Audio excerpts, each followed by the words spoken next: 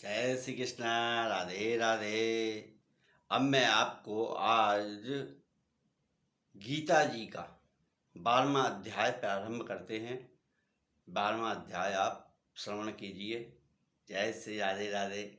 श्री कृष्णाय नमः, वासुदेवाय नमः, गोविंदाय नमः, गोपीचंद वल्लभाय नमः, केशवाय नमः, माधवाय नमः। ओम नमो लक्ष्मी नारायणाय नमः।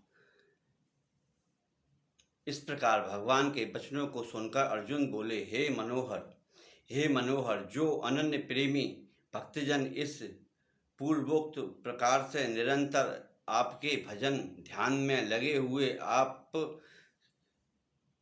सगुण रूप परमेश्वर को अति श्रेष्ठ भाव से उपासते हैं और जो अविनाशी सच्चिदानंद घन निराकार को ही उपासते हैं, उन दोनों प्रकार के भक्तों में अति उत्तम योगवेत्ता कौन है? इस प्रकार अर्जुन ने पूछने पर कृष्ण भगवान बोले, हे अर्जुन, मेरे में मन को एकाग्र करके निरंतर मेरे भजन ध्यान में लगे हुए जो भक्तजन अतिशय श्रेष्ठ श्रद्धा से युक्त हुए मुझ सगुण रूप परमेश्वर को भजते हैं, वे मेरे को योगियों में भी अति उत्तम योगी मान्य है। अर्थात उनको मैं अति श्रेष्ठ मानता हूँ। और जो पुरुष इंद्रियों के समुदाय को अच्छी प्रकार बस में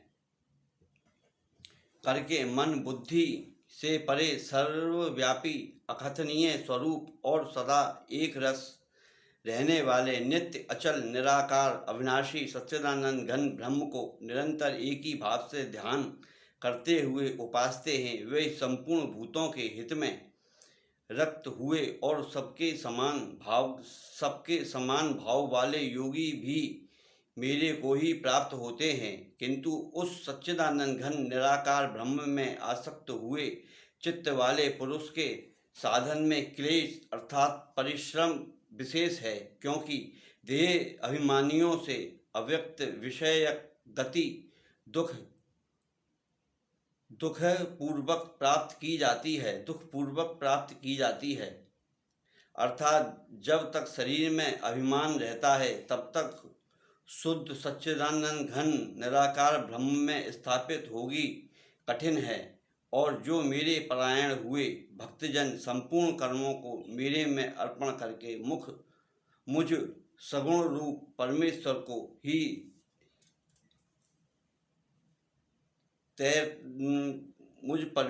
को ही तेल धार के सदृश अनन्य ध्यान योग से निरंतर चिंतन करते हुए भजते हैं। हे अर्जुन, उस मेरे में चित्त को लगाने वाले प्रेमी भक्तों का मैं शीघ्र ही मृत्यु रूप संसार समुद्र से उद्धार करने वाला होता हूँ। इसलिए हे अर्जुन, तू मेरे में मन को लगा और मेरे में ही बुद्धि को लगा। इससे उपरांत तू मेरे में ही निवास करेगा, अर्थात मेरे को ही प्राप्त होगा, इससे मैं कुछ भी संशय नहीं है। यदि तू मन को मेरे में अचल स्थापन करने के लिए सामर्थ्य नहीं है तो हे अर्जुन, अभ्यास स्वरूप योग के द्वारा मेरे को प्राप्त होने के लिए इच्छा कर। यदि तू ऊपर कहे हुए अभ्यास से भी असमर्थ है तो केवल मेरे लिए कर्म करने के ही परायण हो। इस प्रकार मेरे अर्थ कर्मों को करता हुआ भी मेरे प्रतिरूप सिद्धि को प्राप्त होगा। और यदि इसको भी करने के लिए असमर्थ है तो जीते हुए मन वाला और मेरे प्रतिरूप योग के शरण हुआ सब कर्मों के फल का मेरे लिए त्याग कर दे। क्योंकि जब तक कुछ नहीं हो रहा, सबको कृष्णम चरण अर्पणमस्तु नमः, कृष्ण जी के चरणों में सब कुछ अर्पण कर दो, वो तुम्हारा गलती सलती जो भी होगी वो सही कर देंगे। शरण में कर्मों के फल का मेरे लिए त्याग कर, क्यों कर्म का तुम फल मांगते हो? क्यों वो फल मांगोगे तो उसका कोई है नहीं। केवल कर्म करे जाओ, फल मत मांगो। कर्मण्डे वाद का रहते माँ फलेसु कदाचन, कर्म करो, फल की इच्छा मत करो। यही गीता जी कहती है। प्राप्त योग के शरण हुआ, सब कर्मों को फल का मेरे लिए त्याग कर, क्योंकि मर्म को ना जानकर किए हुए अभ्यास से परोक्ष ज्ञान श्रेष्ठ है, और परोक्ष ज्ञान से मुझ परमेश्वर के स्वरूप का ध्यान श्रेष्ठ है, तथा ध्यान से भी सब कर्मों के फल का मेरे लिए त्याग करना श्रेष्ठ है, और त्याग से तत्काल ही परम शांति होती है। इस प्रकार शांति को प्राप्त हुआ जो पुरुष सब भूतों में द्वेष भाव से रहित एवं स्वार्थ रहित, सबका प्रेमी और हेतु रहित दयालु है, तथा ममता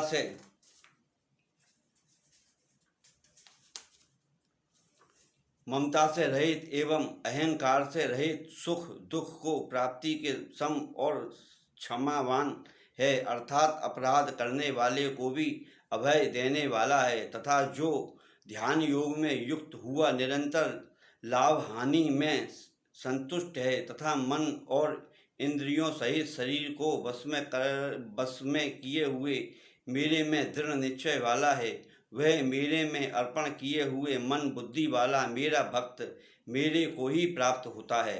क्योंकि इसमें पहले भी दिया गया है, भगवान कृष्ण ने कहा है जो मेरा भक्त होता है वो मेरे को प्राप्त होता है। भूतों को पूजने वाला भूत प्रेतों को पूजने वाला भूत प्रेतों को जाता है, पितरों को पूजने वाला पितृलोक को जाता है, और शिव को पूजने वाला शिवलोक को जाता है, और विष्णु को पूजने वाला वैकुंठ लोक को जाता है, और कृष्ण को पूजने वाला गोलोक धाम को जाता है। इसका ये वर्णन दिया गया है। अब इसका मैं शेष भाग आपको कल सुनाऊंगा। बहुत अच्छा है, इसमें इसका फिर महत्म भी आपको बताऊंगा। आज रविवार है, सुबह उठें, जल के अंदर थोड़ा सा लाल चंदन डाल के स्नान करें, आपको लाभ होगा। नेगेटिव ऊर्जा शरीर से जाएगी और पॉजिटिव ऊर्जा आपके शरीर में प्रवेश करेगी। आज के आनंद की जय जयकार हो। जय श्री राधे राधे। हर हर महादेव।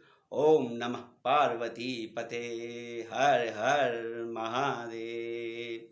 हर हर महादेव।